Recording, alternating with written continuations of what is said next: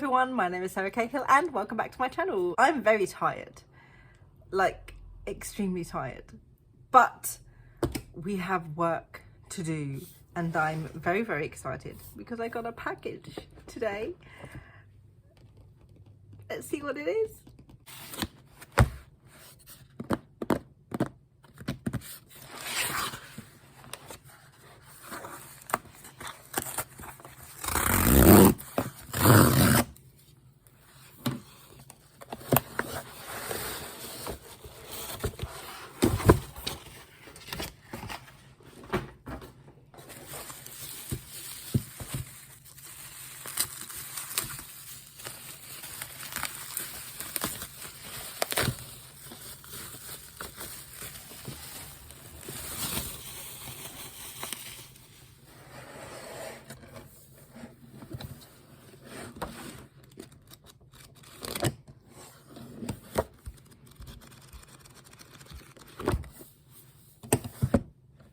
It's my novel. This is a lot bigger than I thought it would be. Look at that chonk. Look at it. Look at it. Thrice a broken oath. Yay. 492 pages. It's so big. I want to find out how big that is actually. That is, I was not expecting that at all whatsoever. Where's a ruler? It's just shy of 1 inch thick.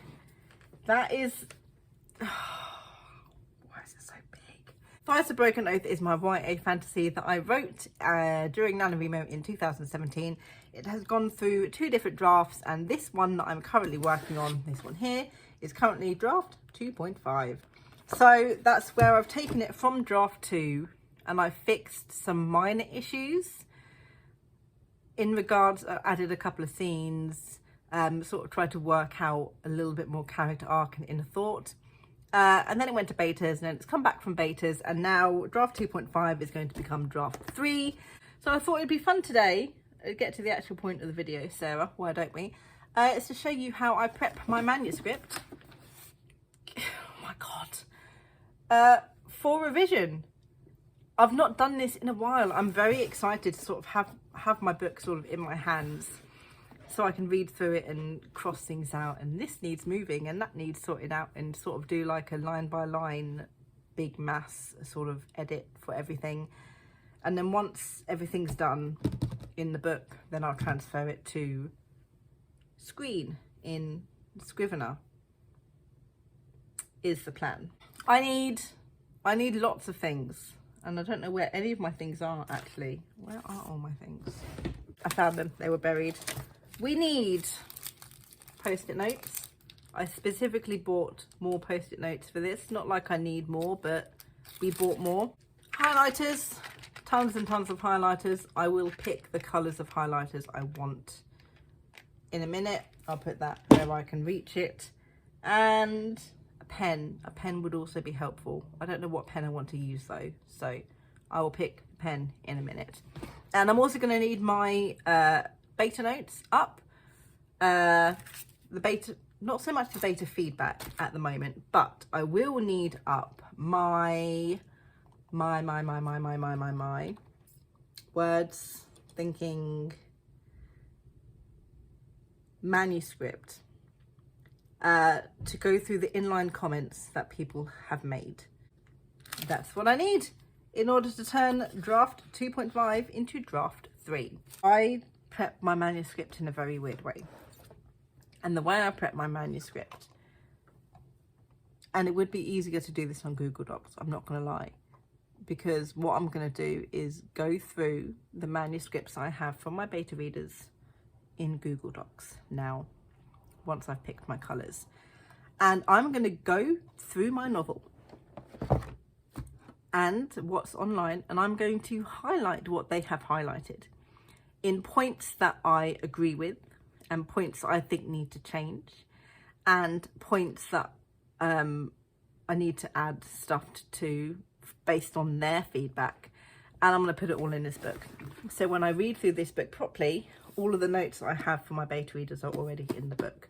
I'm going to quickly do a page and then I'm going to show you what I mean, because while I think I'm explaining something properly, I might not be explaining something properly, and I feel it's important that I do.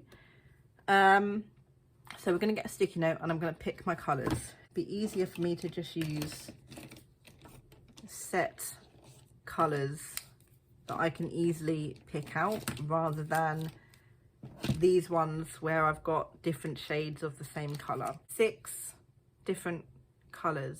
I don't know if I'm going to use all 6 though. So each part is going to be highlighted a different colour based on what the feedback is and what needs to change. So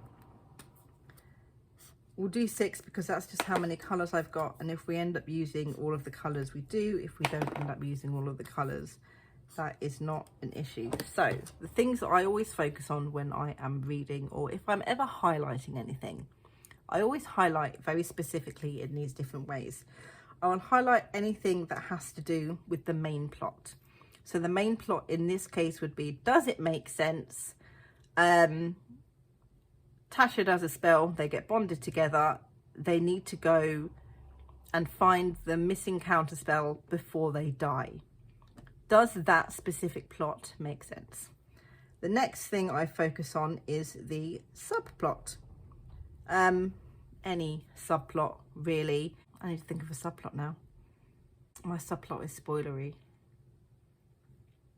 The Chosen One is a subplot. Anything to do with the Chosen One, that's sort of a subplot, I will highlight in yellow. The next thing I always highlight is character.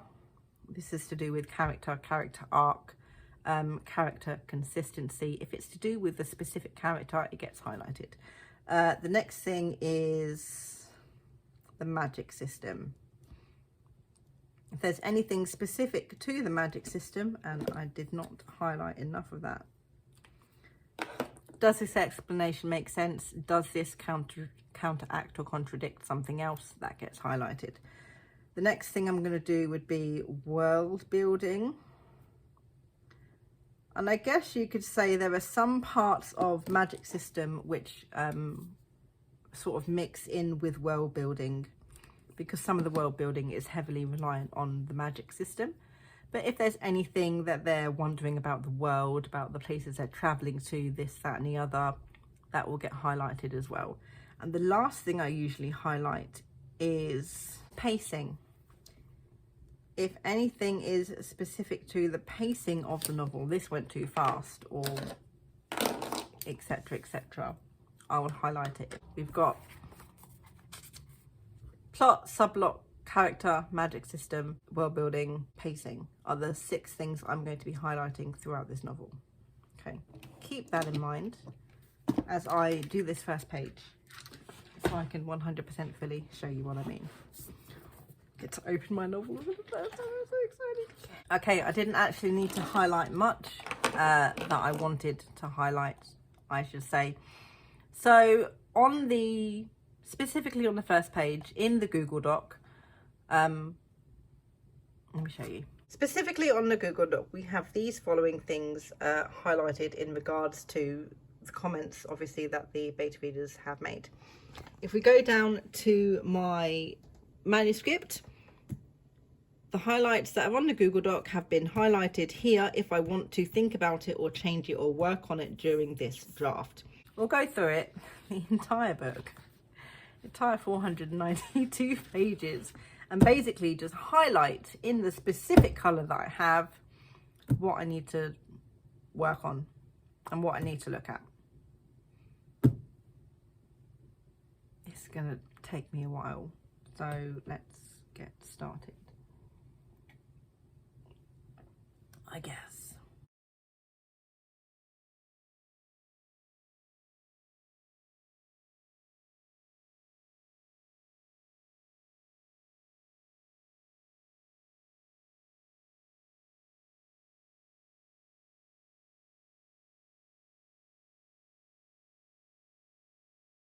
It took me about 5 hours on and off, while eating dinner, while putting the kids to bed, while watching a movie, I should also add, to do all of the highlighting in my manuscript. The next thing I'm going to do, and I say the next thing I'm going to do. I've already started doing it. I'm going to show you now. My post-it notes are unsticking despite the fact that this book has been closed. The other thing that I do is I post-it note my front page. So I have various different post-it notes on my front page. These are here for me to refer back to while I am going through the manuscript to make sure that I am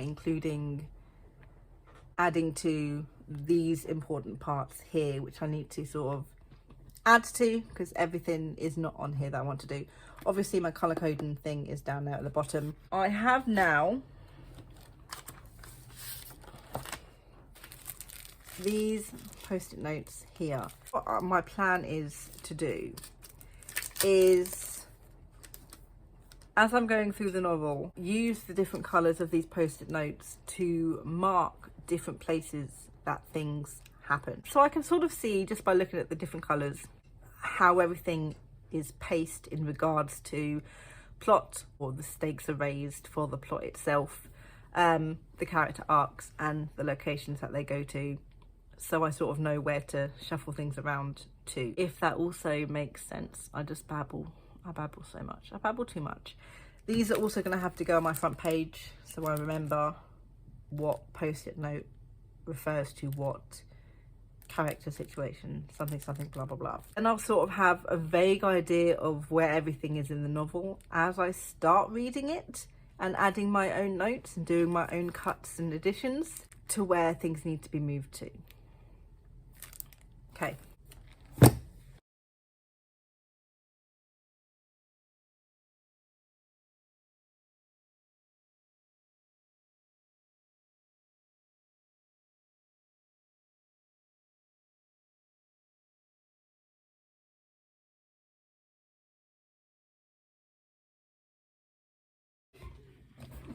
Okay, so here we have in the manuscript now all of the locations, we have all of the moments of corruption, and we have all of the mentions of the bond and where the stakes are risen for it. We've also gone through and I've just sort of pinpointed slight areas of character development that I noticed as I was going through the novel, sticking everything else in. And that is everything that I need to set up in this novel manuscript in order for me to go through and start being really picky about everything. I've already started, actually. I just did sort of like a first little pass at the opening half scene that I've got. I'll show you what I do. I've got like a little clear post-it note here, so that is where Noah starts at the beginning of the novel. I don't always do that, but I'm working on character arcs, so I'm planning on putting these little post-it notes at each specific point where I think his character needs to grow and in what way it is growing. And basically I just go through and I make little notes like this in regards to certain areas of the novel. It's really difficult to turn these pages when I have so many post-it notes on the front of my book. I think once I've turned this page it should be a little bit easier. Don't grip the page. So here I'll like put a star, and then up here that star relates to this bit here. If there's more than one, I'll put star 1, star 2, star 3, so I know what bulk paragraph it is referring to. But that's what I need to change, or what I want to add at the end of this scene in order to make it a little bit longer. But yeah, basically I'm just going to go through the entire novel and do that basically and mark it up, making all the changes that I need to make. I'm very much looking forward to doing so. I know I'm going to have to go to immense detail and a lot of thinking, and I can't half-ass going through the manuscript like I tend to do sometimes. So not that I want to give myself a deadline for this, but can we get the entire manuscript read through and altered and doodled on by NaNoWriMo July? Possibly.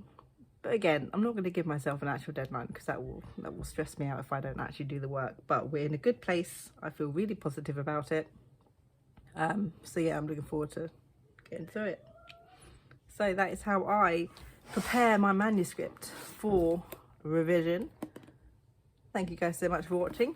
Let me know down in the comments below, how do you go about your revisions for your stories, and I will see you in my next video.